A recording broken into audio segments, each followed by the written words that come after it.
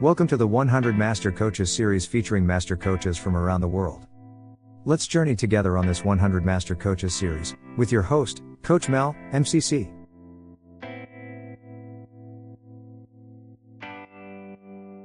Fran Fisher is a master certified coach, visionary leader, international speaker, and published author. She specializes in mentoring experienced coaches for their MCC accreditation. Fran is recognized internationally as one of the pioneers of coaching, having served as a founding ICF Executive Board member as chair of the Credentialing Development Committee.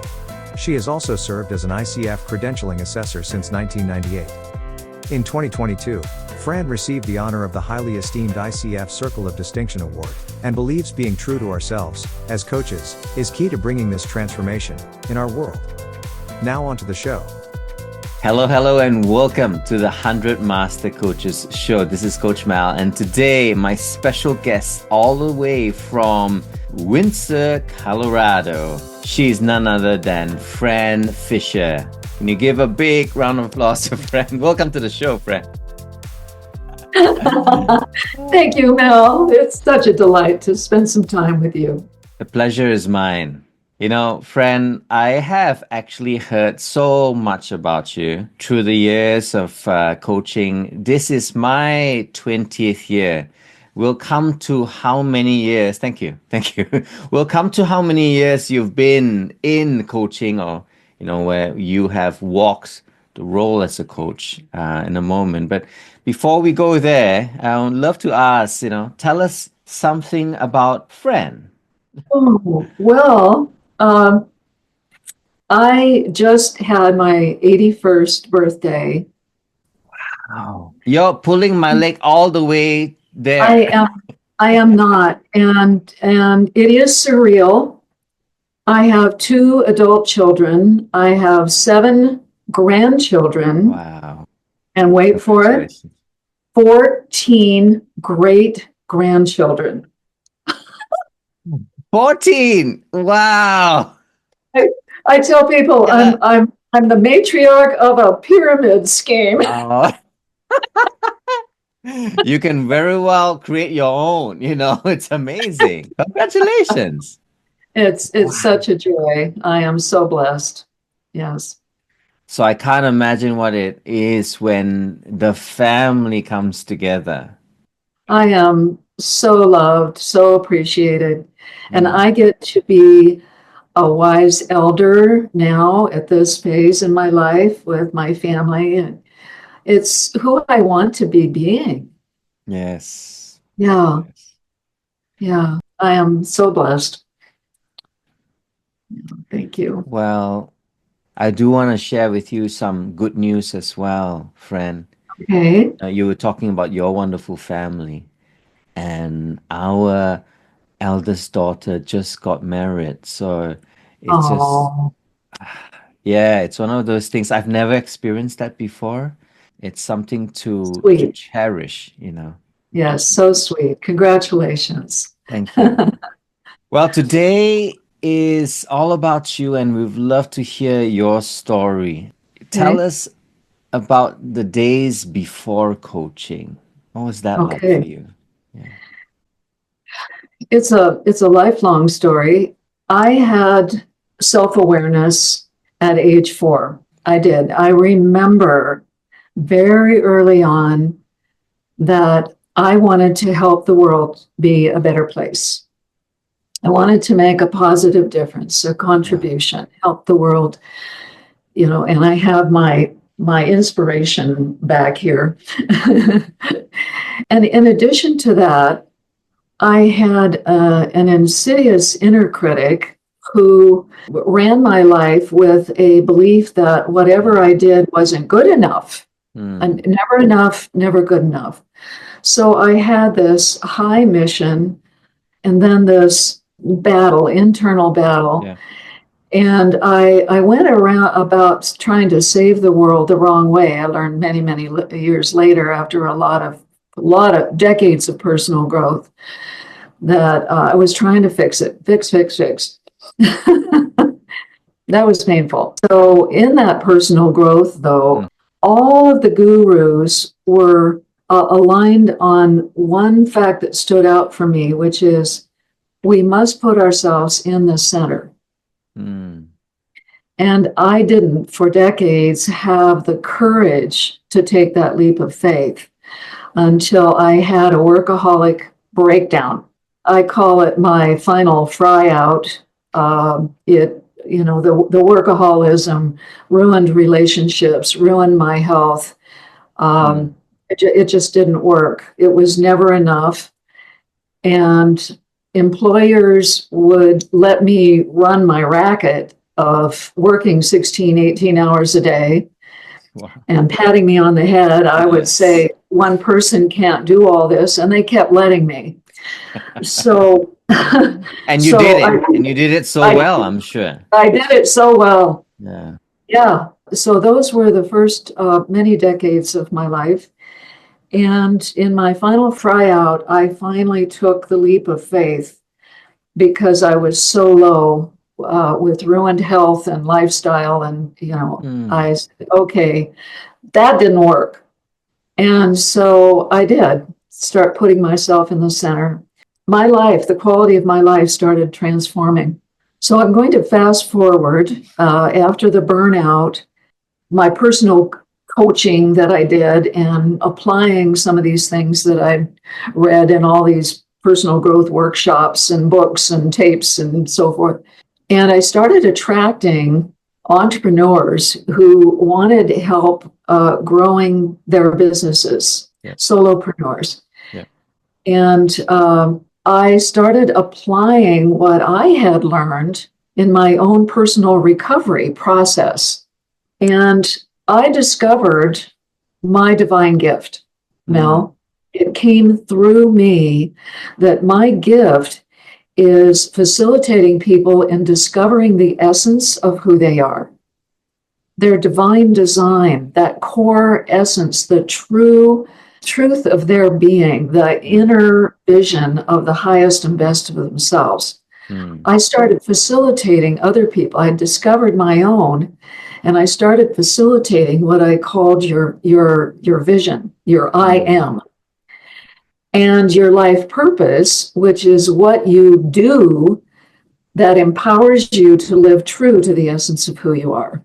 And so that started unfolding as a business in my recovery. So I was in a personal growth workshop. Laura Whitworth and Henry House, they launched CTI, Coach Training Institute. Yes, they were founders of CTI. Yeah.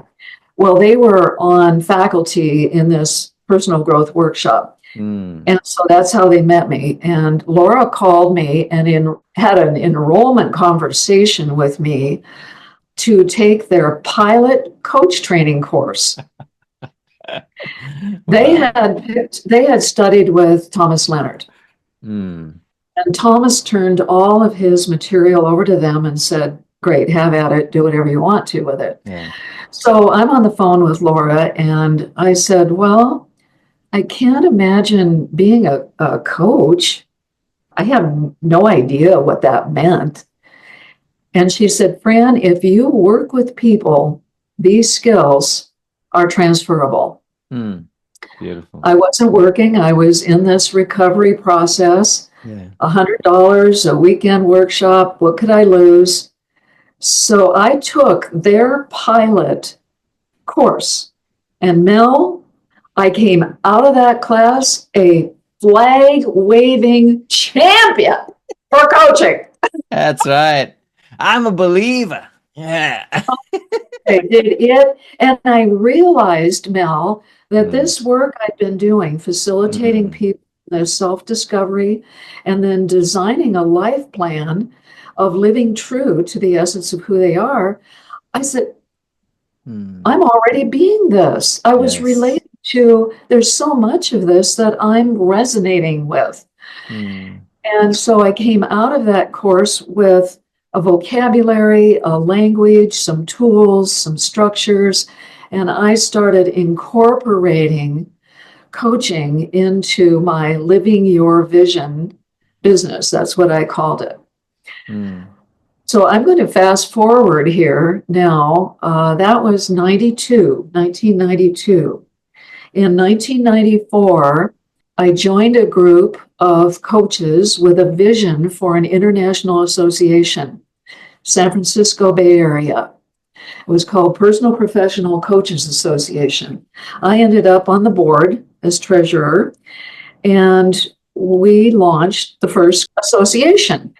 And we had a vision of coaching being incorporated into the very fabric of living. That was our motto for that first conference that we had in 1995. And we had 250 people globally come to this conference.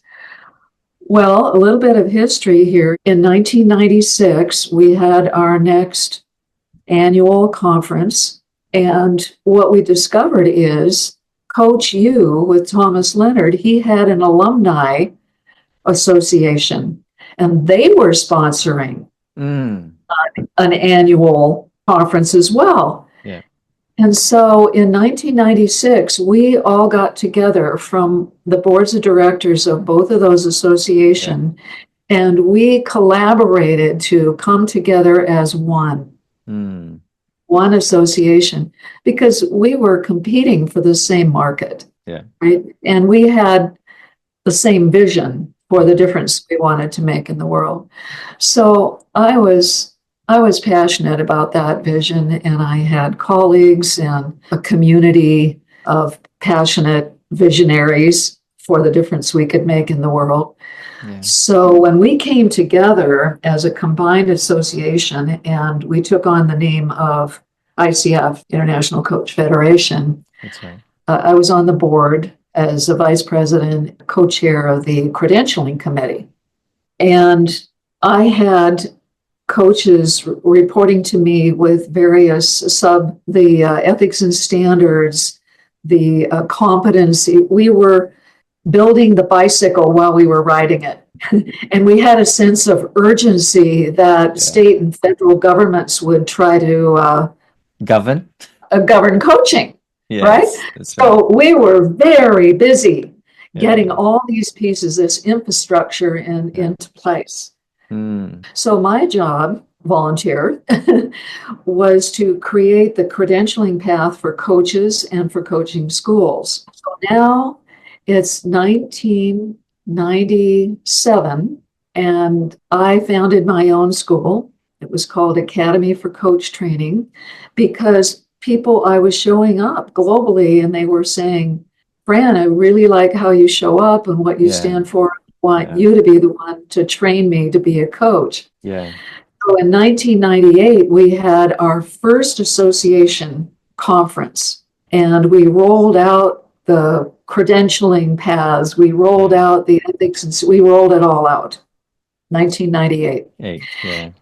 And I became a grandfathered MCC, and then we started designing how to have assessors assessing for the credentialing and so forth. So that's... Thank you. That's a beautiful journey. And I'm taking a couple of key words there, Fran. It started with that desire, that call, as you say, and that vision that you have about spreading this love and care to the world. And I just want to go back there a little bit on that realization. And I know you said that realization started when you were 4.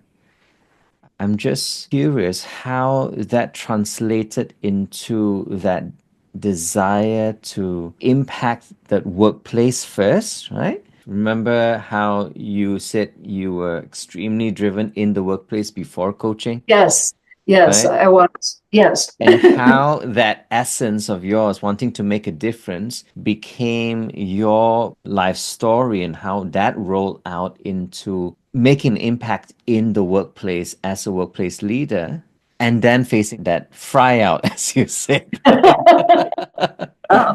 And how that's so similar in today's world, where we talk about well-being and mindfulness and that need for that balance and all of that, where we are also faced with people so driven, wanting to live out their potential, wanting to Yes. work at that pace that they feel they would receive some sort of affirmation.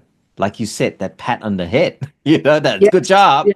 So I'm just seeing this trend, how it relates to today. The most driven people are the most successful ones. It's still the case. And how we're not changing the narrative on that. And hence the need for coaching and coaches working. However, I attribute the Yeah. pandemic period Okay. as a shift. Mm, People started waking up to wanting to live more true to their values and making those shifts yeah. out of those toxic environments. At least from my Yeah. viewpoint, saw a lot of that happening.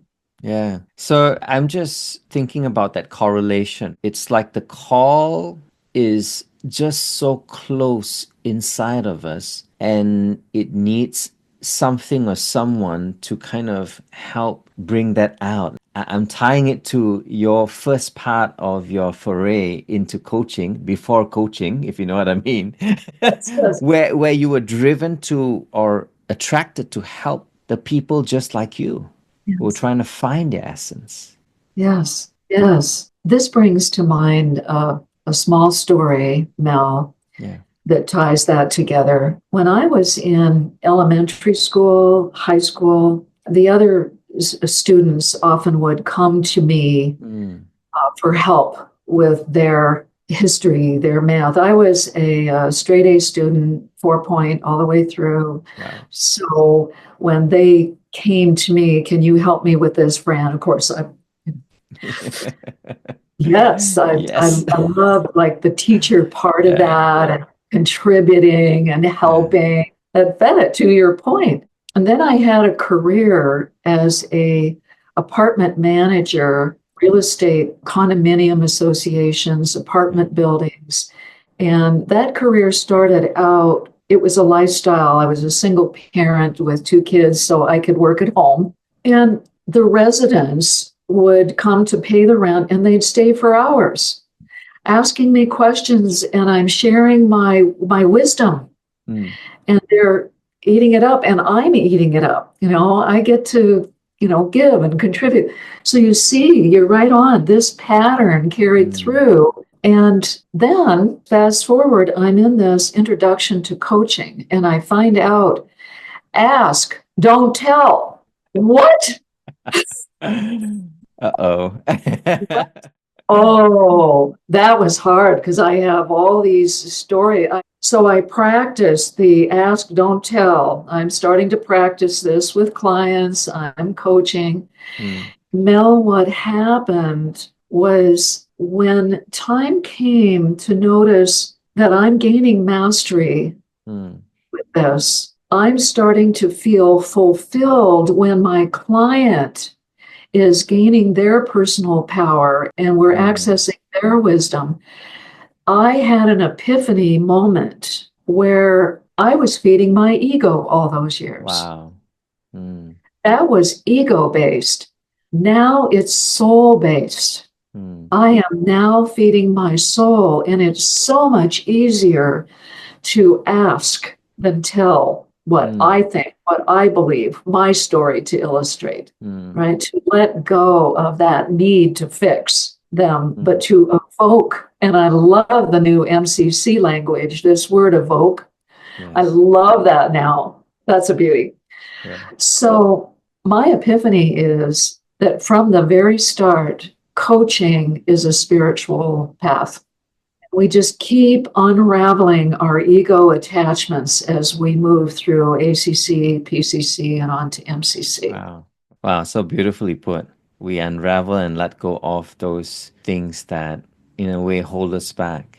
And I'm also thinking of how important is this in the workplace, where managers, leaders, they've got to come to a place where they're ready to let go of a bit of themselves to be able to listen in to what their people are saying. Yes. And there is that worry, isn't it? Because when we do that, we're like, oh, but I'm losing a part of me, I think. What if they don't see me as I was before? That fear of being marked differently in the workplace, Yes. where you are a person of power and assertiveness, and then suddenly you're adopting a different approach? A little bit of a, Identity. yes, there's Identity. a bit Yeah. of that clash, isn't it? I had my own experiences of Yeah, that. First of yeah, all, yeah. I mentioned earlier I founded one of the first schools. The other two were CTI and Coach U. We were the first three accredited in 1998 with ICF.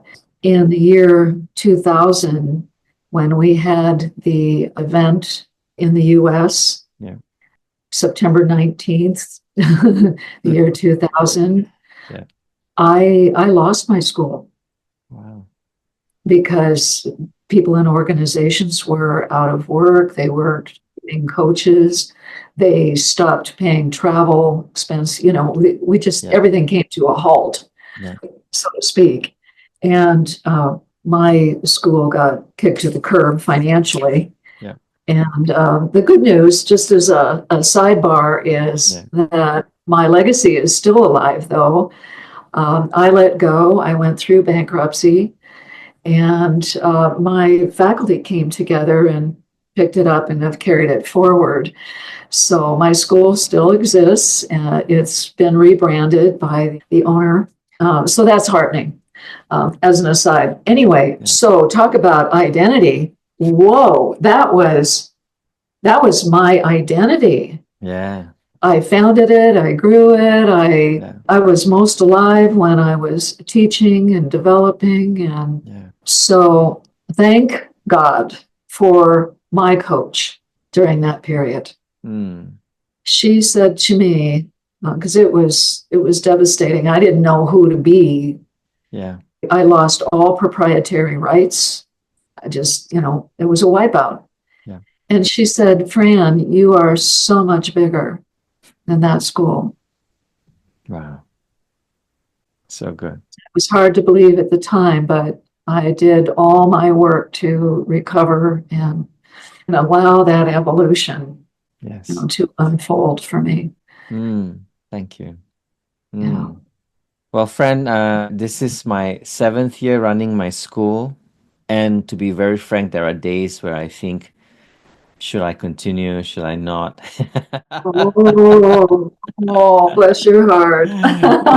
Just being really open, right? On this call, it's one of those things in life, right? I mean, we all go through different phases. And I'm also thinking, right? Is the school part of my DNA? Does it need to be a part Yes, of my DNA? exactly. No? Exactly. DNA, that was my DNA. It was my astrological sign. It was everything, But it was character building. Yeah. It was a gift. It was turned out to be, as hard as it was, to recover and find, I don't know. I don't have the words, but yeah. It's new ways of expressing the inner person that you are and growing to be. And that's what you did wonderfully, Fran.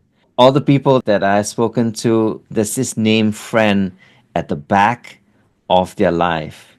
It's now coming full circle on this call. Let me say that. It's like you were that coach to many people out there. Just wanted to say that. Thank you. Thank you. You're most welcome.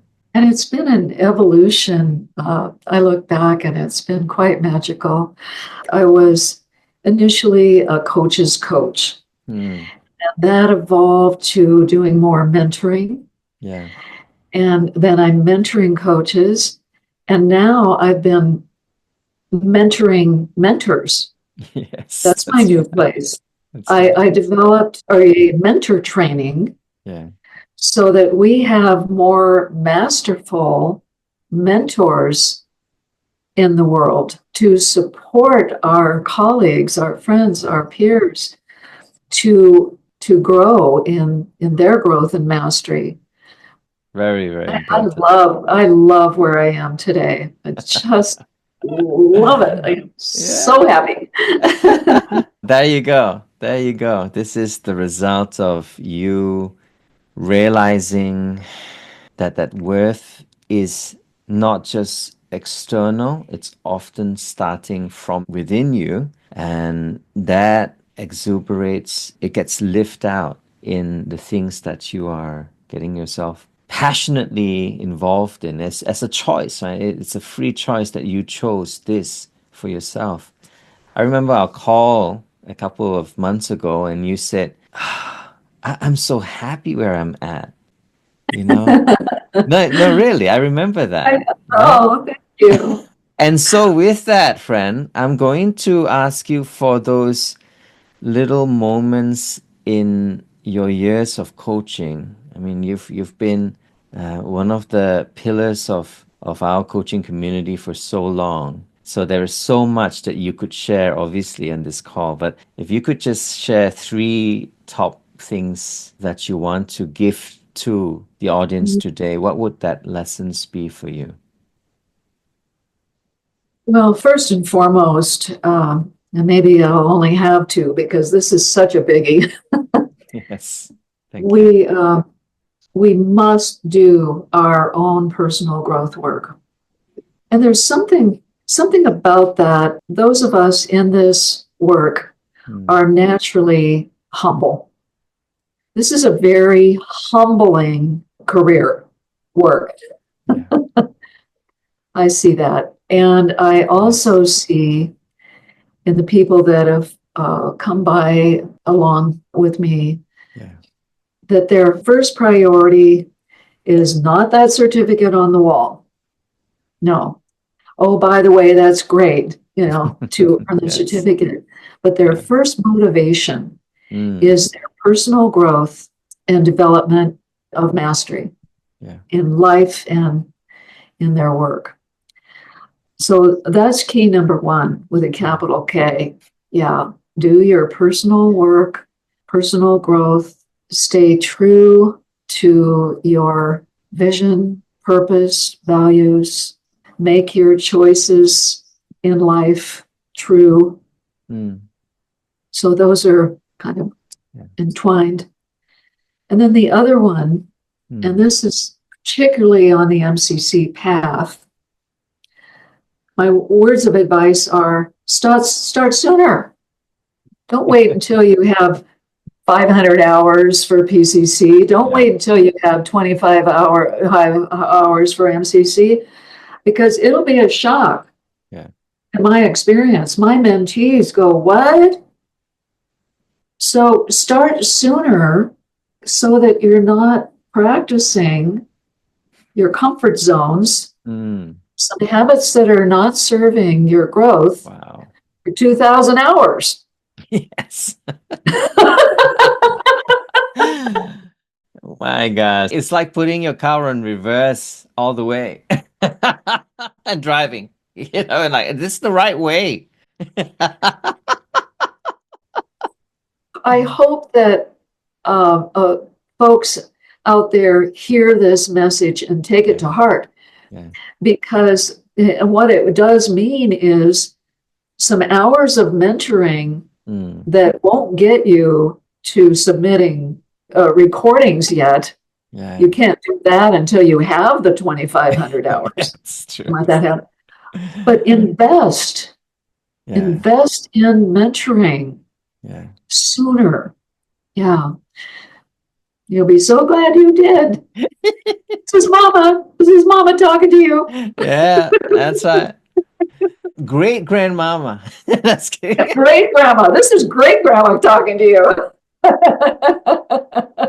Oh my gosh. So true, right? It's like we're using those hours to get to that mastery, but we don't know what we don't know, right? And Yes. we don't have that feedback to say, you're going on a course this way, Wow. I like that. Right on.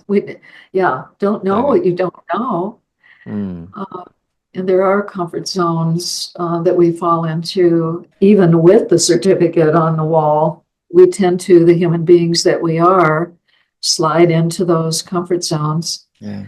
Not that it always has to be a stretch, but you said it so well. Thank you for that. Thank you.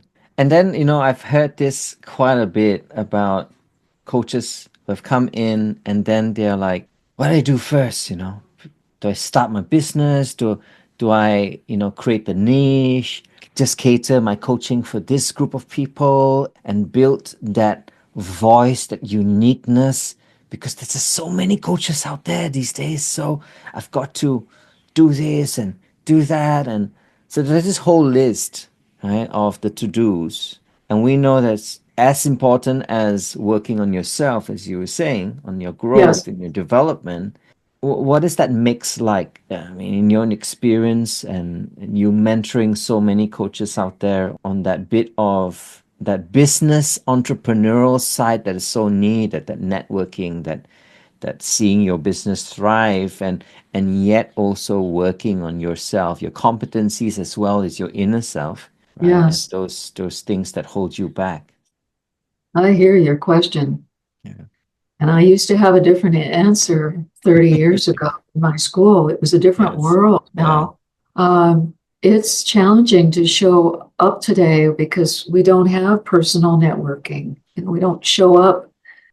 So we have LinkedIn, we have Zoom, we have, Yes. my belief is, and it's based on some experience, is that let go of trying to figure out the niche. Look within for who you want to be being and notice who you attract. Mm. I have a colleague right now who's in that place and I feel her pain and her struggle. I want to, but find your voice, your message, and get it out there and be generous. My secret to my success has been my generosity. I used to, here's an example. The best back in the day when I was doing networking, but I think this would translate. Yeah. So I found entrepreneurial associations of different kinds, and I would show up and I would pay attention to who was there and feel like it was a fit and join, participate, get on committees, connect, do the work, connecting, building connections and relationships. And I would give away 3 months of free coaching as the door prize. Okay. Yeah. And I would give that person who won the door prize full boat. I didn't hold back because I wasn't getting paid for it. They got full coaching. They got all the bells, the whistles, the whole. At the end of those 3 months, or toward the end of the 3 months, I told them what my rate was. And I converted 100% of those people experienced the gift. It was my greatest, most successful marketing. So you can do that. You can give away a free webinar, create a course or a circle of people on a topic and show up as a coach and attract. So is that making any sense? Oh, absolutely. Amazing. Because the essence that I'm getting here, Fran, is one, you've got to first know your message, and then you've got to show up in different places, volunteer, and give your gift away, right? It's like we've got to bless people, we've got to give to people before we ask for something. And that's what you did, right? And the ask came naturally when they as in the people you blessed, they saw the value, they felt the value, they had the experience of what coaching can do for them instead of just talking about coaching. And they experience the little breakthroughs that they're getting along that journey. Yeah, it's like a no-brainer thing. They're like, yeah, 100%, I'll go with you, Fran, right? So that's beautiful, and it comes in different shapes and forms, right? So like what you said, you could do creative. absolutely webinars, you want to do a podcast, you want to do anything. Yeah, it's all about the gift. And when I received my MCC in the year of COVID, actually, Fran, right? So I thought to myself, what am I going to do with my MCC during lockdown? And then I thought, after a few months, of course, of complaining, why not pull a group of MCC, my friends first in the first round, and show up on Zoom and interview them Yeah. and let the world hear their stories, because my story towards my MCC is so different from the next master coach. And so I wanted to share that wisdom to the world. And that's how the 100 Master Coaches got started.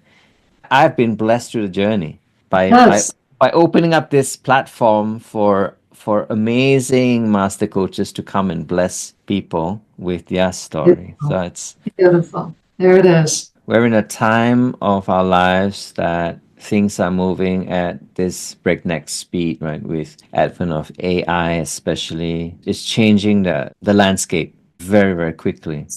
Yes. How do you foresee the future of coaching interplaying with these current tech that have come in to impact the way we are? Um, Kicking and screaming. Seriously. I've never been a techie. I'm a late adopter with Sure. computer, with, I just said to a group of friends earlier today, I picked up my phone and I said, I think I was the last person on the planet to buy one. You know, Yeah. my husband, it's his everything tool. It's amazing.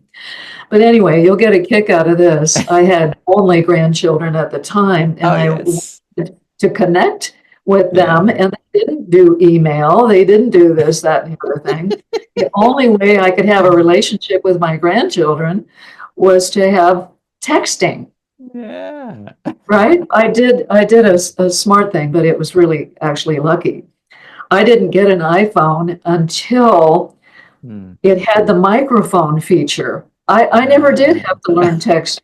There you go. It's speaking to it, and it types for you. So here's the thing, Mel. Seriously, it's coming on like a freight train. Yeah. And as someone who is resistant to technical change, it's even harder for me. And I made a decision today to really surrender. You know, because there are aspects to what's happening with AI in the medical field, for example, is going to serve us Yeah. incredibly. My husband, just as an example, was at the doctor and the AI facilitated diagnosing Yeah. because it's got a huge capacity to pull in all kinds of data. So there's an example. But anyway, I have a colleague who teaches at Stanford who just published a book called Digital Wellness. And I'm reading this book. I don't want to, but I'm reading this book. And she is introducing me to the way to be, to embrace these changes that are coming, but make choices with them that serve us with our wellness, Yeah. our well-being, mentally, emotionally, spiritually, etc., and see it as functions for freedom, freeing us up. And so I realized that this book has come no accident to me. This is one of those universal messages. Fran, let go, surrender. I guess that's enough said. That's a good question. Thank you. Thank you. It's also a little theme going down the lane of our conversation today, Fran, if you realize, right? It's about that times of our lives that we've chosen to let go of, right? Yes, Letting go of that control, of that ego, letting go of that need to say something or advise someone where there are other ways of approach. And attachments. absolutely, Yeah. so it's Yeah. such an important part of mastery. And I'm coming to that point of what you're saying on the need to look inside ourselves and say, what is that we desire to see in the world? As you have those pictures behind you, right? You've got that vision, and that love behind you, and the world is right smack in the middle, and how you envision that vision and that love coming into your circle of influence. And I think that's how coaches should live and be, is to be guided by our North Stars and allowing that to help us be a blessing Yes. into the circles of influence that we are in. Embrace change, and be a choice about what works for you and what doesn't. Yeah. If I may, back to MCC, I'd like to share this. When I am mentoring a coach toward their MCC, and they're recognizing the wisdom of making this change of paradigm of mindset, I'm giving them feedback on their demonstration in a recording. Yeah. And I say, look, this is not right or wrong. You asked a good question. There is a way that you could have made an even more evoking contribution, to that client. But there's no right or wrong here. My job is to raise your awareness so that you can gain mastery to the level of choice. Yeah. There's this old way I used to do it. The reason and the wisdom for doing it differently. Yeah. That's what I want to contribute for you, is that you can leave this mentoring empowered at choice, conscious choice on how you're going to be in that conversation. Yeah. It's like, I always say, holding up the mirror for someone in front of us, whether it's a mentee, our coachee, and so that they can choose to see what they want to see when they are ready to see it. When they're ready. That's right. Exactly. Because if they're not, they're going to reject it. It's like, I'm not going to turn this way because this is where the pimple is coming from. This side. Right? Oh, you're great. Thank you, Fran. This has been so amazing. I've got to learn a couple of things today too. I've got a couple more questions, if it's okay. The one on arriving at your MCC. I'm now having more and more friends arriving at the MCC. Okay. And I've spoken to quite a few after they arrived because they just wanted to have a celebratory call with me to say, hey, Val, I've arrived.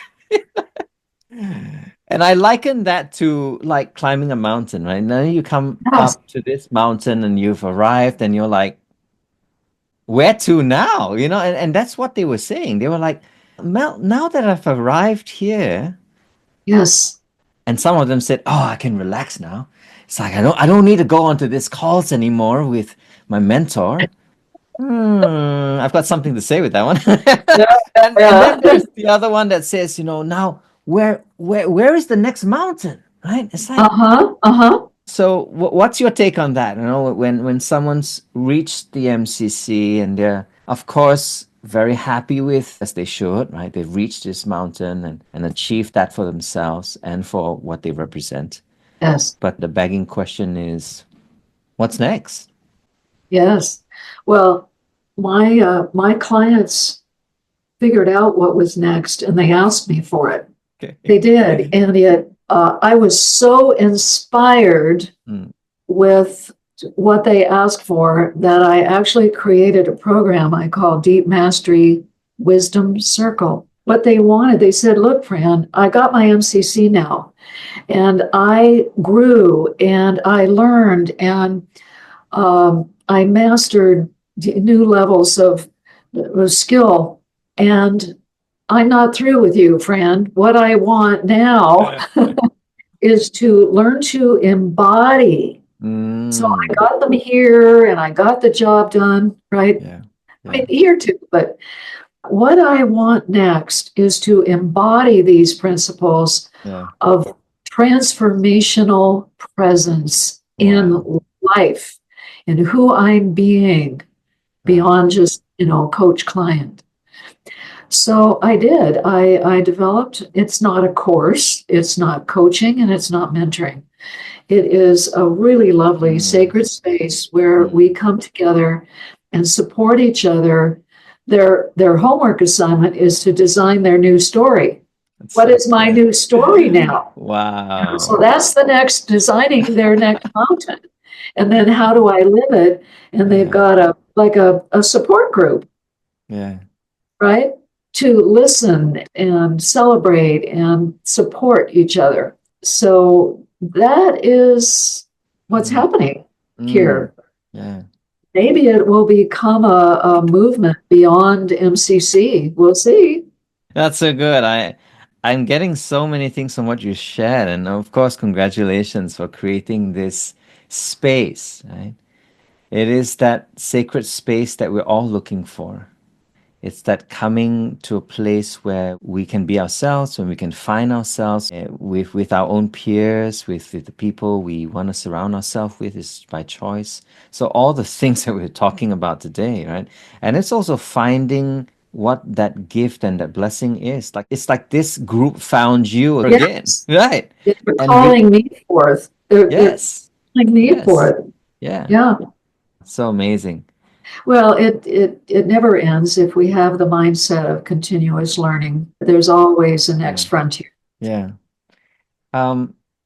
What is that last piece of wisdom that you want to gift to the people just walking into coaching today? I would say it's a lifelong learning and growth path, and it is a spiritual path. So surrender.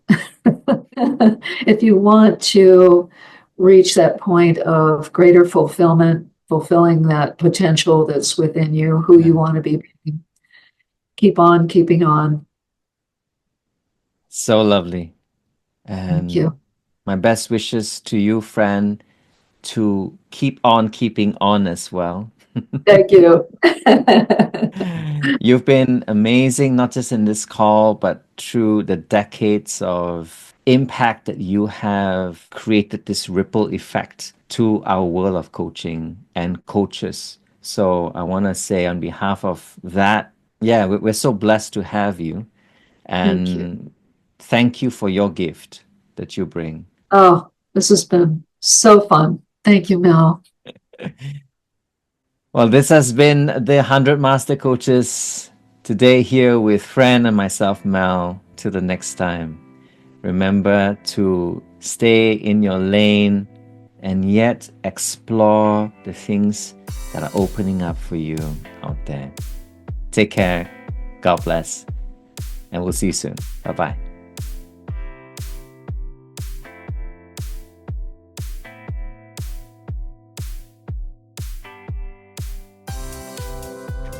You have been watching the 100 Master Coaches series with your host, Coach Mel, MCC. Brought to you by Catalyst Coach. www.catalystcoach.live. We will be right back with our next Master Coach on the 100 Master Coaches series.